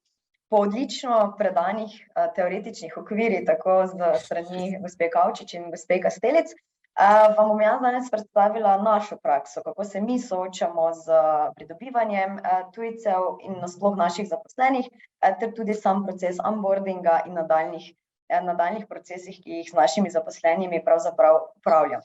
Tako da, evo, pošeram vam moj zaslon. Ok, odlično. Torej, na kratko o podjetju. Torej, podjetje Dorsen je res ozko specializirano v branžno dejavnost montaže transportno-logističnih sistemov. Naše storitve so prisotne predvsem na evropskih trgih, kjer je branža trenutno v velikem porastu. Storitve se nahajajo v velikih logističnih centrih. Evo, če gremo kar naprej. Prisotni smo tako od transportne tehnike, skladiščne tehnike in pa avtostor sistema. Zdaj, sama storitev in pa branža lahko že nam pove, da se soočamo predvsem z tehničnim kadrom.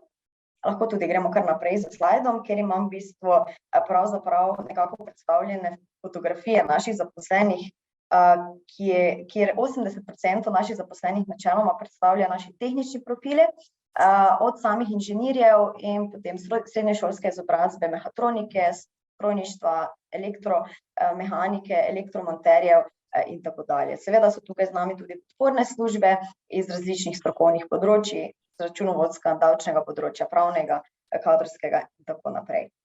Zdaj, naša struktura zaposlenih predstavlja 38% tudi tujih državljanov. Če gremo naprej, se bo ena številkica prikazala.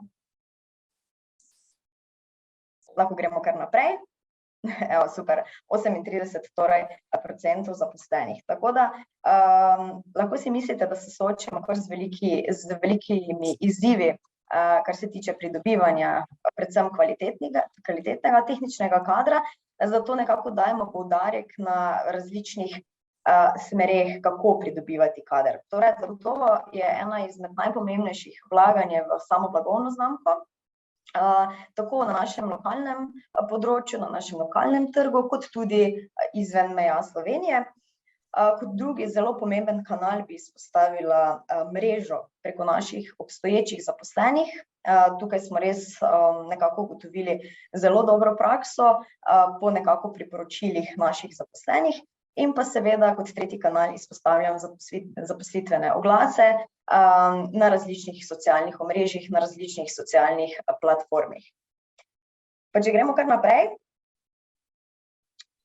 da pogledamo, kje se dotikamo glede blagovne znamke. Predvsem radi izpostavljamo dogodke v našem podjetju, izpostavljamo dobro upravljene projekte strani naših zaposlenih v tujini, na objektih, na projektih. Izpostavljamo tudi razna udejstvovanje na družbeno odgovornem nekako ravnanju podjetja, vlaganje v mladino, v športne aktivnosti, tudi v kulturne področje. Če gremo naprej, je tudi ena zelo pomembna, bom rekla, dejavnost, ki je tako, da pripomore k blagovni znamki, tudi medijska izpostavljenost. V lanskem letu nam je ta naziv zaposlovalec Podravja za leto 2020 kar prizanesla, torej je bila medijska izpostavljenost velika, tako v lokalnem področju, kot tudi širše, in pa seveda nekako izpostavljamo tudi naša sponzorstva in podpiranje raznih kulturnih dejavnikov in udejstvovanj. Če gremo dalje, seveda zaposlitveni oglasi. Zaposlitvene oglase želimo predvsem nekako delati predvsem zanimive, privabljati kandidate tudi z dejanskimi opisi delovnih mest, tudi s samimi feedbacki naših zaposlenih, da povedo, kaj je v delovnem mestu, da so ti delovna mesta res čim bolj približana našim potencialnim zaposlenim. Tako kot je že danes bilo slišano, se torej predstavljajo in v tujem jeziku, torej predvsem v angleščini in pa v slovenščini. Objavljamo jih predvsem na raznih spletnih kanalih, na socialnih omrežjih in na zaposlitvenih platformah. Če gremo naprej, pa že pridemo do našega onboarding procesa, ki nekako označuje načrtovan proces integracije novo zaposlenega. Pri tem je res pomembno, da zaposlen že začuti v bistvu ta del organizacije, ter tudi, da potem organizacija sprejme novo zaposlenega kot svojega novega člana. Glavni cilj pri nas je torej socialno in kulturno ter psihološka integracija zaposlenega. Sam onboarding proces v našem delovnem postopku se že uvaja z nekim prvim stikom z našimi potencialnimi kandidati. Nadaljuje se vse preko selekcijskih postopkov in dejansko po prvem dnevu zaposlitve prejme vsak nov zaposlene tudi welcome paket, prejme knjižico z osnovnimi informacijami, z osnovnimi informacijami o tem, na koga se lahko obrne, kdo v podjetju opravlja kakšno funkcijo in dejansko potem tudi z samim kodeksom podjetja, z nekimi načeli in pa vrednotami. V samem nadaljnjem procesu vključevanja naših zaposlenih bi poudarila, bom rekla, predvsem to, da smo podvrženi predvsem različnim izzivom in eden teh je seveda imeti konkurenčen in usposobljen kader. To lahko podjetje doseže sicer z različnimi metodami razvoja zaposlenih in ena izmed teh metod je tudi proces mentorstva. Tukaj predvsem dajemo poudarek, da mentor svoje znanje in pa izkušnje prenaša na mentoriranca. Z mentorjevo pomočjo se mentoriranec tudi lažje uvede v samo podjetje ter približje spozna nek proces dela in pa samo kulturo podjetja. Zdaj, mentorstvo je del razvoja in pa usposabljanja naših zaposlenih, saj tudi dolgoročno pripomore k večji kompetentnosti in delovni uspešnosti naših zaposlenih in pa nasploh podjetja. Zdaj, odnos z mentorjem vpliva tako na kariero, kot na tudi osebni razvoj samega mentoriranca. Mentorski program v podjetju Dorsen izvajamo s pomočjo teoretičnega in pa praktičnega dela. Zdaj, glavni cilj programa je seveda vzgojiti lasten kader, predvsem lasten potencialni kader, ki se bo razvijal v naše ključne zaposlene. Lahko kar naprej.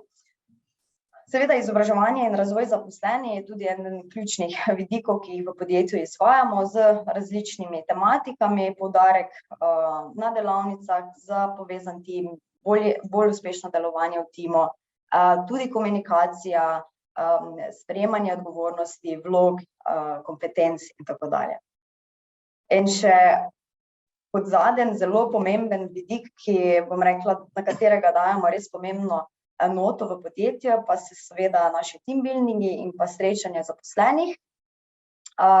Predvsem tukaj želimo ustvarjati res neko sproščeno okolje, sproščeno vzdušje, kjer se zaposleni lahko med seboj povežejo na drugačen način, ko to storijo v samem delovnem okolju, v delovnem procesu. Evo, hvala lepa. Hvala. To je bilo zelo jasno in razumljivo. Kakšno vprašanje predavateljici? Aha, Katarina je dvignila roko izmed teh panelistov, prosim. Gospa Bezjak, omenili ste, da v podjetju izvajate zelo veliko enih delavnic, imate mentorski program, pa nekako poskušate pod lasten kader izobražati oziroma usposobiti. Pa glede na to, da imate kar velik delež tujcev zaposlen, kako pa jezikovno to, imate večjezične ali se odločite za en jezik, pa potem tega? Ne, tako bom rekla, zelo je prilagodjeno glede na skupino in glede na udeležence, ne? Kjer se da v skupini in so morda bližje našim jezikovnim različicam, uporabljamo slovenski jezik, kolikor pa med tujci, ki pa resnično ne razumejo slovenskega jezika, pa je to seveda angleščina. Hvala. Hvala. Še kakšno vprašanje, še ponovno vabim v chat, če ne drugače?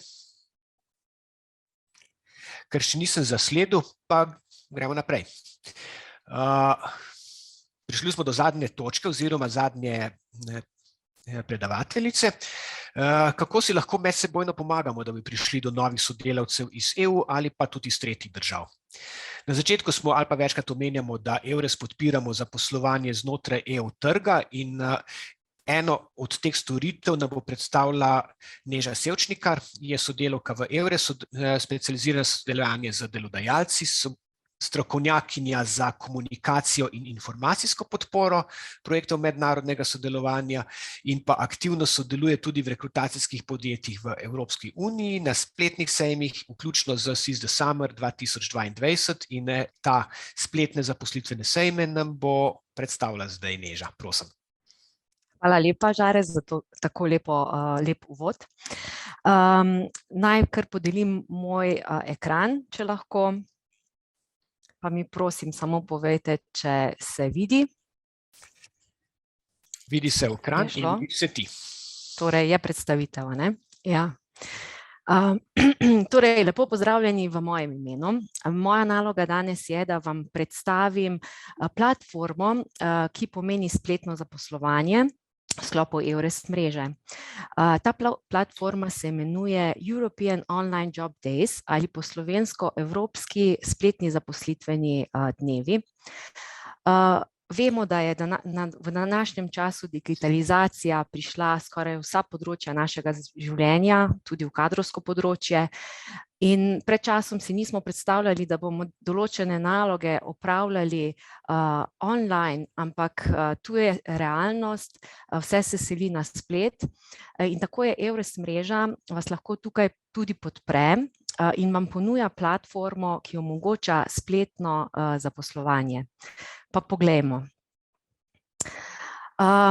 Torej, platforma je namenjena spletnemu mednarodnemu zaposlovanju v evropskem prostoru.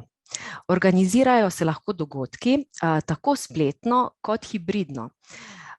Menimo, da bo v prihodnje vedno več hibridnega dela in tudi spletni zaposlitveni sejmi se bodo odvijali na ta način. To se pravi v nekem prostoru in ob enem tudi v nekem virtualnem prostoru. Pomeni, da bomo lahko tako dostopali do kandidatov širše, mednarodno. Evropski spletni zaposlitveni dnevi, kot jih imenujemo, organiziramo EURES svetovalci, torej EURES mreža, v sodelovanju z vami delodajalci. Že od leta 2013. Mednarodno zaposlovanje je že moralo prej dejansko preiti na to spletno sfero.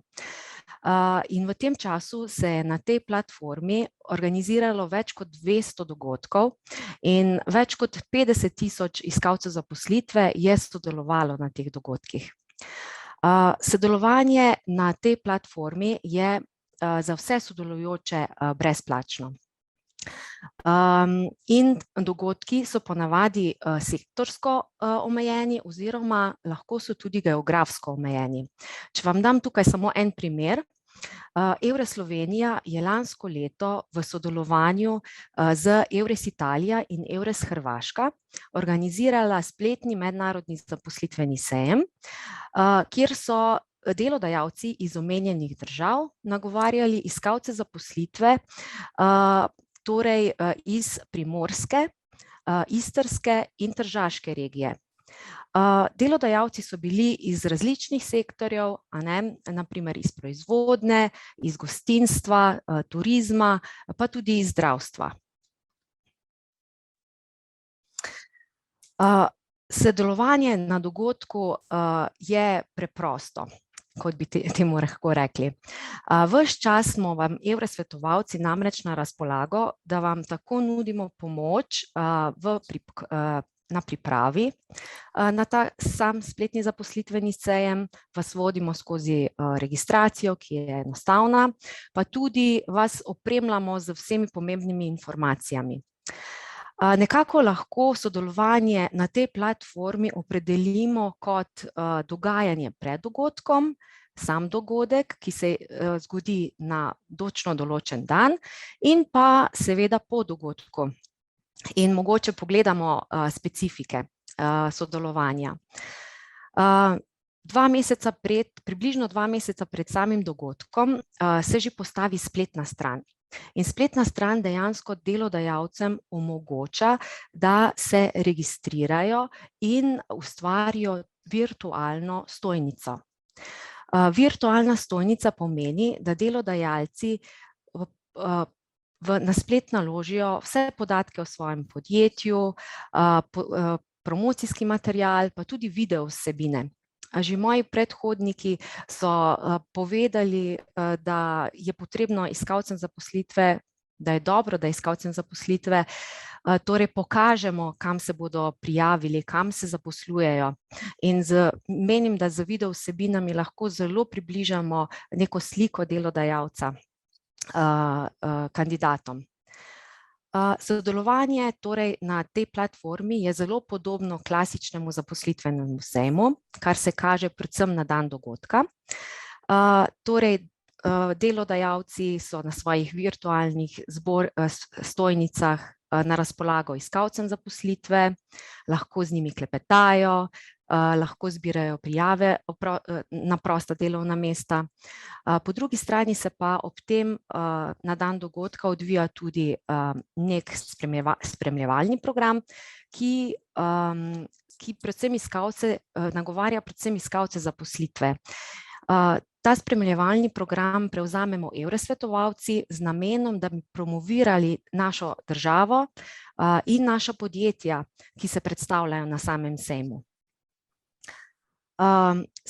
Spletna platforma pa se ne zapre takoj po dogodku, ampak ostaja še nekaj časa odprta, tako za delodajalce kot iskalce zaposlitve, da še vedno lahko nekako kontaktira delodajalec tistega kandidata, ki se je prijavil na prosto delovno mesto in se z njim dogovarja naprej v rekrutacijskem postopku.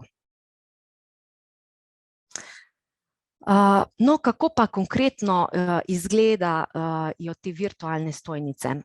Tukaj sem vam pripravila 2 podjetji, ki trenutno sodelujeta že v tem v platformi in bosta sodelovali na dogodku, ki se bo odvijal konec marca. Torej, delodajalec naloži svojo predstavitev, promocijski material, torej video vsebine. Tukaj naj omenim, da je jezik, ki ga uporabljamo na tej platformi, ponavadi angleščina, saj nagovarjamo tuje iskalce zaposlitve, predvsem tuje iskalce zaposlitve, lahko pa je tudi kak drug jezik, odvisno je dejansko od cilja samega zaposlitvenega sejma. Zelo pomembno pa je na samih sejmih tudi, da se predstavi delodajalec in pa njihova delovna mesta. Tukaj bi se malo navezala na Katarino, ki je prej predstavljala zaposlitveni oglas. Torej, čim bolj podrobne informacije o prostem delovnem mestu se naložijo na platformo, tako da lahko iskalci zaposlitve pridobijo tiste prave informacije. Sama pravim, da je mednarodno zaposlovanje tek na dolge proge in mogoče nam takoj ne uspe doseči vseh zastavljenih ciljev. Kot je Katarina omenila, imamo izkušnje, da se mednarodno zaposlovanje traja dlje, mesec, 2 meseca, 3 mesece. Kaj pa so te prednosti, na primer, da sodelujemo na tej platformi? Torej vidimo predvsem prednosti v tem, da promovirate vaše podjetje na evropski ravni, da kontaktirate kandidate iz Evrope in tudi širše, da promovirate sebe kot delodajalca, da ste prisotni na spletu in da imate dostop do širšega bazena iskalcev zaposlitve. Kaj pa še?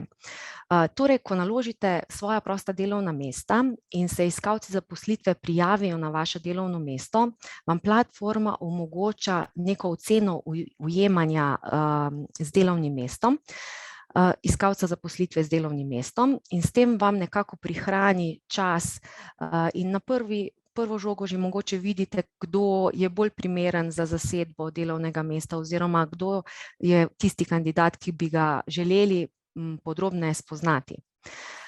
Seveda platforma omogoča tudi poseben prostor, virtualni prostor, kjer se izvajajo zaposlitveni razgovori s kandidati, ki so ponavadi vnaprej določeni, in pa sam klepet. Zdi se mi pa, da je dodana vrednost te platforme predvsem ta, da omogoča varnost. Zadaj je EURES mreža, platformo torej podpira Evropska komisija. Prihrani vam veliko časa, ni potrebno potovati, lahko iz vaše pisarne dostopate do sejma in ne predstavlja nekih dodatnih stroškov. Torej, ne poznam v EURES mreži, ne poznam skoraj članice, države, ki ne bi organizirala spletnih zaposlitvenih sejmov prek te platforme. In tu Slovenija ni izjema. V tem letu predvidevamo najmanj 2 spletna zaposlitvena sejma, kjer smo soorganizatorji z drugimi državami članicami. Mogoče samo na koncu, da vam predstavim eno možnost sodelovanja na takem sejmu, in sicer že 5. leto zapored soorganiziramo spletni zaposlitveni sejm z imenom Seized Summer with EURES, ki vabi k udeležbi torej delodajalce iz področja gostinstva in turizem, ki želijo sodelovanja s kandidati iz Evrope in iščejo kandidate za zasedbo delovnih mest za poletno sezono ali pa tudi širše. Torej, kakšen profil kandidatov pričakujemo? Predvsem turistične in gostinske delavce, kandidate iz vse Evrope, ki imajo interes torej se zaposliti na tem področju. Po izkušnjah sodeč bo na dan dogodka oziroma se bo zvrstilo okoli 2000 iskalcev zaposlitve na tem dogodku iz Evrope, pa tudi širše. Tako, upam, želim si, da bi v prihodnje kdaj sodelovali skupaj na takšnem dogodku in mogoče preverili, kako je pridobivati kader na ta način. Hvala vam danes za vašo pozornost in mogoče kako vprašanje, pa neham šerati. Hvala, Neža.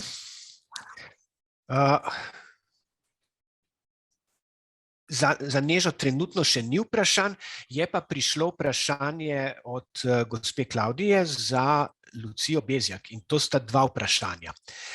Prvo vprašanje je, ali se soočate z odhodi delavcev tujcev v severnejše države, kjer so višje plače, in kako jih zadržite? In naslednje vprašanje, kako in kje pridobivate delavce iz tujine? Samo na podlagi življenjepisov, na katerih platformah? Tako, če mogoče lahko odgovorite. Na prvo vprašanje bom odgovorila sledeče. Tukaj smo mala posebnost, namreč naši zaposleni že v osnovi storitve opravljajo večinoma v evropskih državah. Tako da smo mi že v samem, bom rekla, štartu nekako z plačili moramo biti konkurenčni, kar se tiče plačila. Na drugo vprašanje pa bom odgovorila čisto tako. Vse zaposlitvene platforme, ki so prisotne v drugih in v tujih državah, ter socialno omrežje, kjer ciljamo resnično na ozko specifično publiko, tudi na Facebooku, v raznih skupinah, zaposlovalnih skupinah, tudi na LinkedInu, predvsem na LinkedInu bom rekla više kvalificiran kader, Facebook pa se osredotočamo na manjše skupine, osredotočene na posamezni tehnični profil kadra. Hvala. Upam, da je Lucija zadovoljivo odgovorila. Jaz pa imam eno vprašanje za Tino Kastelic. Ko ste omenjali vrednote podjetij, sem pomislil, da dejansko večina vsaj manjših podjetij, družinskih podjetij, je v lasti starejših lastnikov. In kako, ali podjetje lahko živi samo svoje vrednote ali jih začne zaradi tega, ker potrebuje delavce tudi v druge, začenja spreminjati in prilagajati tem skupinam, kateri bojo prišle. Mlajši, druge nacionalnosti, v glavnem drugačna struktura, kot je danes, sploh v manjših in srednjih podjetjih. Zdaj, jaz bom tako rekla, v organizacijah pa bodisi gre za družinska podjetja, bodisi gre za večja podjetja, mednarodna podjetja, kakorkoli že, vsako podjetje ima neke svoje vrednote. Zdaj pri podjetjih, ki so mlajša ali pa mogoče se s tem zaradi nekih drugih razlogov niso ukvarjala, zelo pogosto opazno, da ko pride večji priliv pa bodisi mlajših ali pa novih zaposlenih ali pa tujih zaposlenih, sploh ni važno, razlike tukaj praktično ni, da če vrednote niso dobro in jasno definirane, ne moramo pol govoriti.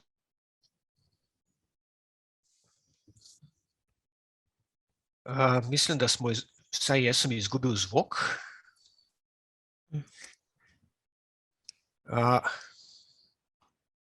Tina, ali je, izgleda, da nam je Tina izpadla. Žare, mogoče majčkeno počakamo, zdaj če samo ponavadi avtomatsko nazaj preklopno, vsaj mene je prej, tako da.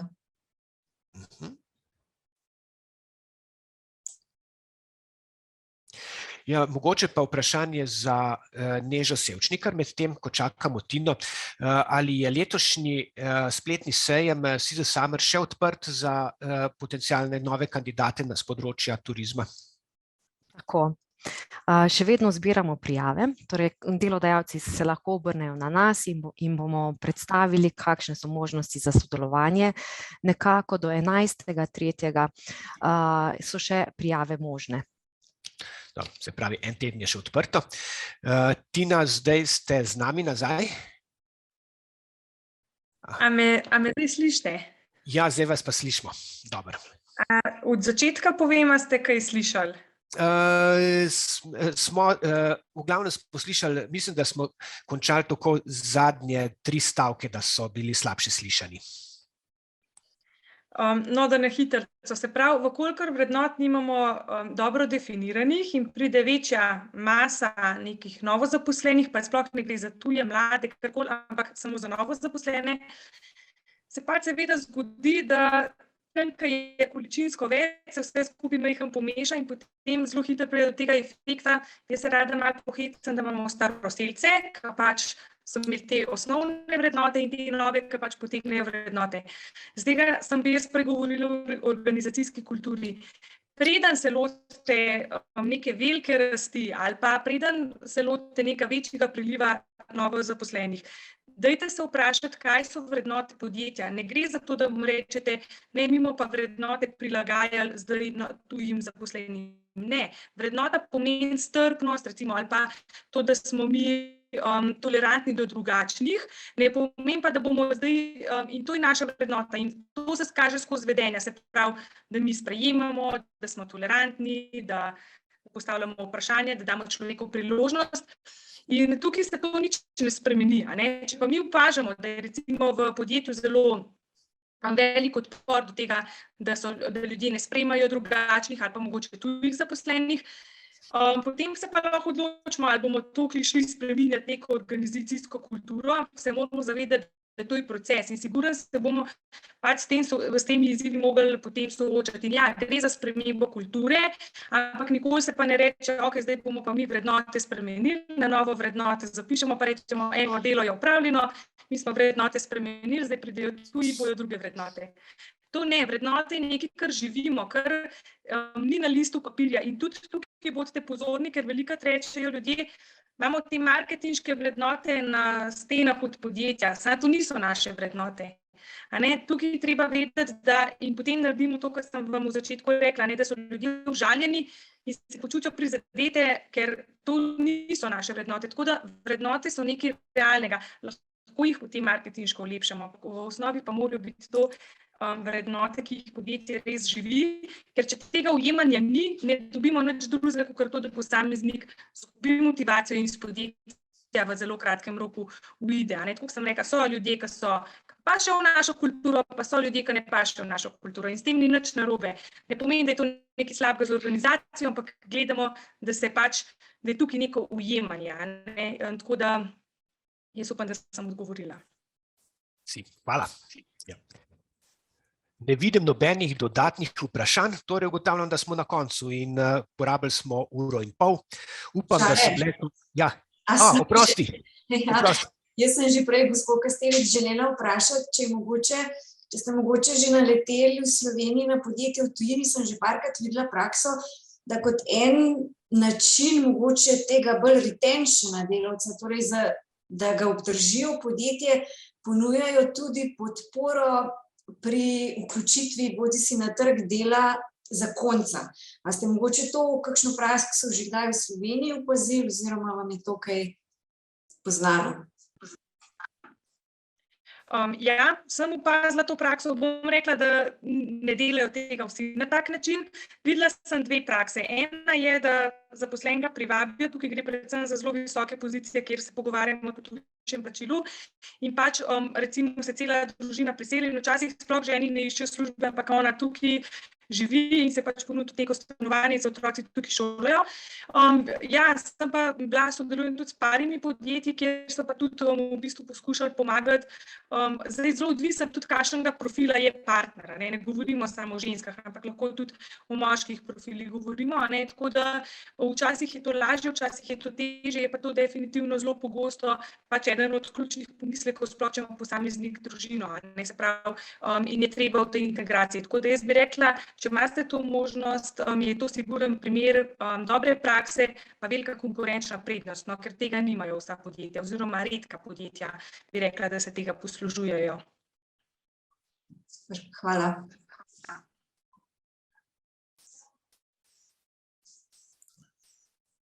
Vidim, da imamo še eno vprašanje. Ja, še vprašanje. Mislim, da ga vsi vidijo, tako da boste lahko kar odgovorili. Vidim, se pravi, vseeno bi vprašala oziroma mnenje. Menim, da je mnogokrat težava v zrelosti deležnikov na nekem selekcijskem postopku. Vedno je zelo težko nekomu povedati, da nečesa ne zna, naprimer, nimaš neke kompetence, delodajalci ti pogosto izločijo, če to poveš odkrito. Ja, zdaj tako bom rekla, zelo je odvisen, tukaj ni enoznačnega odgovora. Seveda moramo se zavedati, kot sem prej o employer brandingu govorila, je tudi strani kandidatov tukaj ena mašnica zgorja. Bodimo iskreni, nobena stran ni popolnoma iskrena o svojih ali kompetencah, ali vsem skupaj. Stvar je malo olepšana, tako strani podjetij kot strani delodajalcev. Ampak jaz zmeraj rečem eno stvar, sploh kandidatom. Na koncu podjetje je sistem. So zaposleni ključni, ampak so samo del tega sistema. In ne glede, kako kruto se bo mogoče to slišali, se zaposlene da nekako nadomestiti in ta sistem živi nekako naprej. Ampak mi smo pa posamezniki, ki to zelo močno vpliva na naše življenje. Tako da, če pridete v neko delovno okolje, kjer vam recimo, zdaj bom tako malo grdo rekla, uspe preslepi delodajalca, da ne mogoče nekaj znate ali pa da je nekaj tako, kot je. V končni fazi posameznik prinese okrog samo samega sebe, zaradi tega, ker v bistvu nimaš ustrezne podpore, si v ful veliki stiski, ker se želiš dokazati in mogoče ti manjka ena taka kompetenca, ki ti onemogoči, da se želiš dokazati. Tako da meni se zdi ful pomembno in tudi podjetja so danes dosti odprta do teh stvari. Ja, mogoče ne rečeš čisto v prvem krogu, ja, ne znam tega pa tega, ampak da pač rečeš, tukaj imam neko osnovno znanje, imam pa ful veliko željo pa pripravljenost, da se tukaj tega poglobljeno naučim. Ampak nikomur pa ne priporočam, ne podjetjem, ne posameznikom, da rečejo, da nekaj imajo ali pa znajo, česar potem ni. Ker tako, kot sem rekla, stvar je iz obeh strani enaka. Pač na koncu, če pride do tega primera razočaranja, je problem, da oseba ali delodajalec ali posameznik izgubita zaupanje. Odnosi naši pa temeljijo na zaupanju. In če tega zaupanja ni, potem zelo težko na dolgi rok gradimo neko skupno prihodnost. Tako da zdaj pa, če pa govorimo o tujih zaposlenih, ki imamo v neko še selitev in vse skupaj, se mi pa zdi res ta transparentnost glede nekih kompetenc zelo, zelo pomembna. In saj jaz na trgu zelo vidim veliko te pripravljenosti, da pač je neko osnovno znanje, potem pa tudi pripravljeno za učenje. Težko se pa pogovarjamo, ne vem, pa se prodajamo kot nek senior kader, če smo na kompetencah z juniorjem. To pač pomeni, da bomo dobili malo nižjo plačo, ampak je pa neka možnost, da napredujemo. Tako da jaz vedno in podjetjem in zaposlenim rečem, ja, jedro mora biti resnično, lahko je pa na vrh ena mašnica in tega se zavedamo. Ampak zdaj, da pa nekaj nimaš, pa rečeš, da imaš, pa to vedno vodi v porušanje nekega zaupanja. Tako da tega vam jaz ne priporočam. Hvala za odgovor. Zdaj pa res ne vidim več nobene roke in ničesar na chatu, kar pomeni, da smo prišli blizu konca. In upam, da ste dobili prave informacije, zanimive informacije. Vkolikor želite tesneje sodelovati z nami, dobili boste vsi udeleženci tudi naslove vseh predavateljev oziroma kontakte, tako da ni nujno, da se naše sodelovanje danes konča, ampak lahko postavite vprašanja, pobuda, tudi povratna mnenja so nam dobrodošla. Želel bi se zahvaliti vsem nastopajočim, Tini Kastelic, Katarini Kavčič, Luciji Bezjak in pa Neže Sevčnikar, mojim sodelavcem. Rad bi pa posebej še se zahvalil Alešu Kramerju, ki je pa skozi skrit. Aleš, a se lahko pokažeš, tako da se vidi, kdo je, zato ker je poskrbel za celo tehnično podporo, oblikovanje gradiv in izvedbo današnjega dogodka. Hvala pa predvsem vam za pozornost. Upam, da se vidimo na naslednjem dogodku. Želim vam veliko uspeha pri vašem delu, danes pa lep preostanek dneva. Hvala in nasvidenje. Hvala. Nasvidenje. Hvala, adijo. Nasvidenje.